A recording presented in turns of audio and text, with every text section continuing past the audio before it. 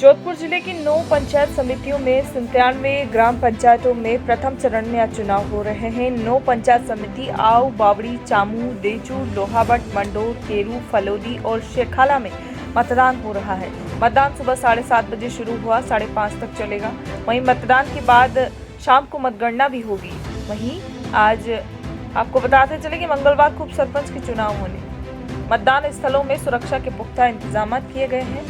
वहीं प्रशिक्षण केंद्र के बाद पॉलिटेक्निक कॉलेज से मतदान दलों को रवाना किया गया था।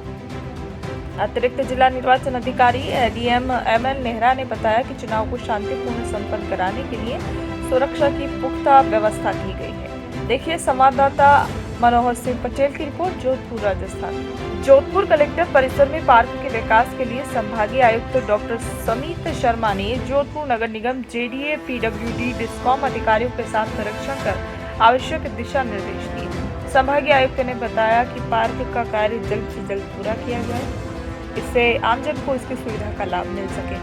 आयुक्त का कहना है कि संभाग से अपनी फरियाद लेकर जो यहाँ पर आईजी, कलेक्टर या उनसे मिलने आते हैं उनको परेशानी न हो। क्या कुछ है इस रिपोर्ट में, देखिए संवाददाता मनोहर सिंह पटेल के साथ, जोधपुर, राजस्थान। देखिए सभी विभागों के सहयोग से जो संभागीय आयुक्त कलेक्ट्रेट परिसर है, इसमें जो खाली जो जगह थी यहाँ पे और गंदगी थी और झाड़ झंकाड़ पे, इसको हटा करके और एक सुंदर पार्क विकसित करने का कार्यक्रम है, जिससे जो लोग यहाँ पे आते हैं, अलग अलग ग्रामीण क्षेत्रों से आते हैं, आईजी साहब के पास भी आते हैं, मेरे ऑफिस में भी आते हैं, कलेक्टर साहब के ऑफिस में भी आते हैं, तो उनको बैठने के लिए, कुछ देर रुकने के लिए, विश्राम करने के लिए एक साफ़, सुंदर, सुव्यवस्थित जगह है वो उपलब्ध हो सके। पेड़ के नीचे वो रुक करके, बैठ करके, कोई साथ में कोई अपने खाना लाएँ तो खाना खा सकें, और जो बेंचेज है वो उनके लिए लगाई गई है। पानी की जो व्यवस्था है वो उनके लिए की जा रही है, जिससे कि कलेक्ट्रेट जो है वो एक सुगम, एक सुव्यवस्थित स्थान बन सके। Thank you. और अब बात करेंगे मध्य प्रदेश के गुना जिले की, जहां धरनावदा थाना अंतर्गत भुलाए से लगभग 1.5 किलोमीटर दूर जंगल में 35 वर्षीय युवक की लाश मिली, जिसका नाम आखिरकार खान, उम्र 35 वर्ष, निवासी लक्ष्मणपुरा बताया जा रहा है। ग्रामीणों का आरोप है कि आखिर खान भिलाई ग्राम में कुछ अन्य लोगों के साथ जुआ खेल रहा था। उसी समय पुलिस ने इनको पकड़ने में भगदड़ हुई। आखिर खान की मृत्यु हो गई और वहीं ग्रामीणों में आक्रोश है। लाश मिलने के लगभग 2 घंटे बाद पुलिस मौके पर पहुंची है। संवाददाता रणधीर चंदेल की रिपोर्ट, गुना, मध्य प्रदेश। सर, ये घटना की जानकारी।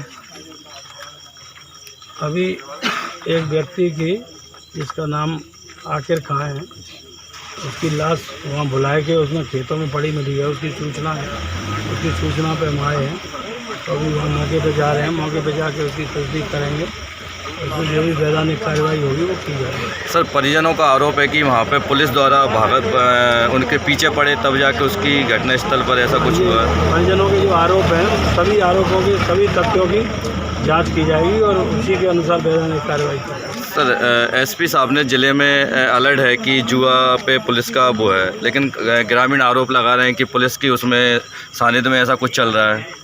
नहीं, अब इसके बारे में तो मैं बिना कोई पुष्टि किए नहीं कह सकता हूँ। लेकिन सर, आप इस पे संज्ञान तो लोगे ना? नहीं, संज्ञान तो बिल्कुल लेंगे।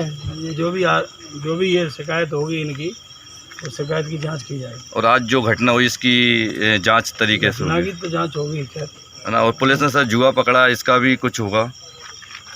नहीं, जुआ पकड़ा है, उन पे वैधानिक कार्रवाई होगी, है ना। जुआ भी पकड़ा है। ठीक है सर, थैंक यू।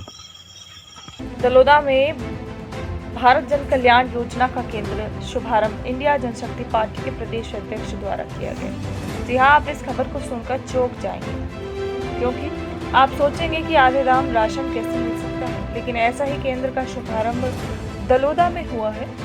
आपको बता दें कि यह इंडिया जनशक्ति पार्टी के प्रदेश अध्यक्ष ईश्वर सिंह आंजना द्वारा दलोदा में भारत जन कल्याण योजना के अंतर्गत केंद्र का शुभारंभ किया गया, जहां आधे दामों में लोगों को राशन मिलेगा। जानकारी के लिए बता दें कि पूरे प्रदेश में भारत जन कल्याण योजना के अंतर्गत राशन की दुकान खोली जा रही है। इसी कड़ी में मंदसौर जिले के दलोदा में भी इस केंद्र का शुभारंभ किया गया है। देखिए इस कार्यक्रम और इस केंद्र को शुरू करने वाले अध्यक्ष एवं उपाध्यक्ष एवं कार्यकर्ताओं ने क्या कुछ कहा। देखिए संवाददाता ललित शंकर धाकड़ की रिपोर्ट, मंदसौर, मध्य प्रदेश। योजना शुरू की गई है आपके द्वारा, कौन से संगठन द्वारा की गई है और किस तरह इसमें जरूरतमंद लोगों को आधे रेट में यहाँ पर राशन दिया जाएगा? जी ये इंडिया जनशक्ति पार्टी द्वारा भारत जन कल्याण योजना नाम से ट्रस्ट शुरू किया गया है, जिसके द्वारा आम लोगों को, गरीब को, सभी को एक समान रखते हुए आधे दामों में राशन दिया जाएगा। जैसे आपकी बात करें कि शक्कर अगर 40 है तो यहाँ पे 30 में दी जाएगी। कोलगेट अगर मार्केट में 20 का मिलता है तो यहाँ पे 10 का दिया जाएगा। उसी प्रकार जरूरत घर में काम आने वाली सारी चीजें आधे दामों में यहाँ पे दी जाएगी और सभी लोगों को दी जाएगी। उसके लिए कोई भेदभाव या किसी प्रकार का गरीब अमीरी का भेद भी हमने नहीं रखा है। तो ये किन लोगों को दी जाएगी? ये सभी लोगों को दिया जाएगा जिनके पास राशन कार्ड या समग्र आईडी है परिवार की। क्या उसमें कुछ नियम बनाए गए हैं राशन कार्ड में? जी बिल्कुल, परिवार के लिए एक वेलफेयर कार्ड जारी किया गया हमारे द्वारा, जिसमें उसके परिवार की सारी जानकारी लेके उसमें क्वांटिटी फिक्स करी गई है कि 5 किलो शक्कर, 2 किलो तेल, 1 किलो मिर्ची, हल्दी, इसी प्रकार से, क्योंकि दूसरे जो किराना व्यापारी उनको भी देखते हुए सारी चीजें देखी गई है कि उनको भी कोई नुकसान न हो हमारी। आपकी पार्टी किस तरह से काम कर रही है जरूरतमंद लोगों के लिए, कहाँ पर आपकी अभी संस्था खुल चुकी है? ये भी वर्तमान में ये एक तो दरभंगा सेंटर है हमारा, और इंदौर, सावेर, मुरैना, भिंड, जहाँ बात करें अगर विधानसभा उपचुनाव की तो वहाँ सभी जगह सेंटर खोले गए हैं हमारे द्वारा। और ये जो योजना है ये लाइफ टाइम योजना है, कोई चुनाव से इस योजना का कोई लेना देना नहीं है। और हमारे द्वारा इस योजना सेंटर से जो यहाँ से सामान ले जाएंगे उनके स्वास्थ्य का भी पूरा ख्याल रखा जाएगा। पार्टी द्वारा उनके घर पे फोन लगा के अगर परिवार का कोई सदस्य बीमार होगा तो उनको फ्री ऑफ इलाज किया जाएगा उनका। आपके द्वारा जो खोली गई है उसका मदद किया गया है, यहाँ पर आधे रेट में सामान दिया जा रहा है, क्या कहना है? कौन सी संस्था द्वारा ये भारतीय जन कल्याण योजना के तहत हम ईश्वर जी हमारे मिलने वाले मित्र हैं और उनके थ्रू उन्होंने जो बताया था प्रकाश जी हम ऐसी योजना चालू कर रहे हैं और इस पार्टी के थ्रू कर रहे हैं, तो हमको अच्छा लगा। मैंने कहा गरीबों को बहुत फायदा होगा इससे, क्योंकि आधे रेट में अगर सामान देंगे तो और ये सेवा का अवसर है और हम भी यही चाहते हैं कि हम लोगों की जितनी सेवा कर सके अच्छी बात है। और इसके लिए हमने अपने दलोदा में ये दुकान ओपन करी है। कितने प्रकार के इसमें प्रोडक्ट आपके द्वारा दिए जाएंगे? अभी वर्तमान में 52 प्रकार के प्रोडक्ट हैं और धीरे धीरे बताया जा रहा है पार्टी द्वारा कि आगे भविष्य में इनके 350 से 400 तरह के प्रोडक्ट लॉन्च होंगे। क्या लगता है जो जरूरतमंद लोगों को इन लोगों को लाभ मिलेगा इस योजना से? क्या मानते हैं? बिल्कुल बहुत लाभ मिलेगा। क्या नाम आपका? प्रकाश चंद पाटीदार। युगल कुमार शर्मा नाम है जी। क्या कहना है इस पर? यहाँ पर आधे रेट में राशन दिया जा रहा है, सामान वगैरह घर का भी जरूरतमंद चीजें हैं, क्या कहना है? जी बिल्कुल, यहाँ पे आधे रेट में सामान दिया जा रहा है। गरीबों के लिए बहुत बड़ी सहायता का काम है। क्या लगता है आपको कितना फायदा होगा आप लोगों का? 50% तो कम से कम होगा ही होगा। जो चीज़ अपने को 100 रुपये मिलेगी मार्केट में या 50 रुपये मिलेगी तो गरीबों को बहुत सहायता मिलेगी। क्या नाम आपका? युगल कुमार शर्मा। वहीं सिंगरौली के मोरवा क्षेत्र में वार्ड क्रमांक 4 में 8 लाख की लागत से पीसीसी नाले निर्माण एवं मरम्मत कार्य कराया जाएगा, जहां विधानसभा क्षेत्र सिंगरौली के विधायक राम लल्लू बैस ने निर्माण कार्य शुरू होने से पहले विधिवत पूजन हवन किया।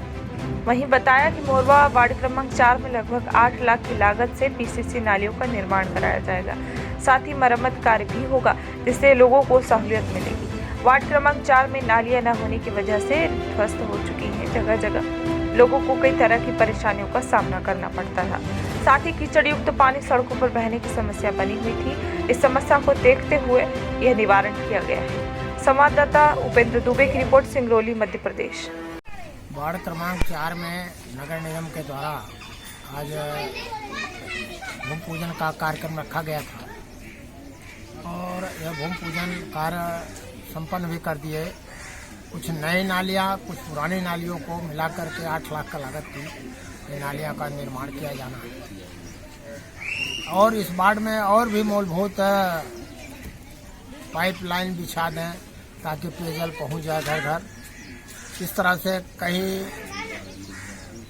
पुल पुलिया के छोटे मोटे कार्य हैं वो संपन्न हो जाए। और मैं समझता हूँ कि लॉकडाउन के चलते, कोविड-19 महामारी के चलते कार्यों में विलम्ब हुए हैं, पर अब काम शुरू हो गए हैं। इससे लगता है कि आने वाले समय में भारतीय जनता पार्टी के सभी कार्यकर्ताओं के सुझाव के अनुसार सभी जगह कार्य संपन्न किए जा रहे हैं। और अब बात करेंगे उत्तर प्रदेश की योगी सरकार द्वारा भूमाफिया और गुंडा तत्वों के खिलाफ एक मुहिम के तहत कार्यवाही की जा रही है, जिसका असर हुआ है। और इधर संभल एसपी यमुना प्रसाद की ठोको नीति से डरते हुए पुलिस के सामने ही अपराधी पेश हो गए। वहीं संभल में उस समय ये मामला देखने को सामने आया जब एक इनामी बदमाश गल में एक तख्ती लटकाकर थाने पर ही पहुंच गया, जिस पर माफी नामी लिखी हुई थी। उस वक्त बदमाश भी सड़क हाथ में जोड़ता हुआ और कभी भी क्राइम न करने की दुहाई देता हुआ सामने आया। देखिए, मुख्यमंत्री योगी आदित्यनाथ द्वारा सरकार में गुंडों और माफियाओं को किस तरीके का खौफ देखने को मिल रहा है। संवाददाता सत्यपाल सिंह की रिपोर्ट, संभल, उत्तर प्रदेश।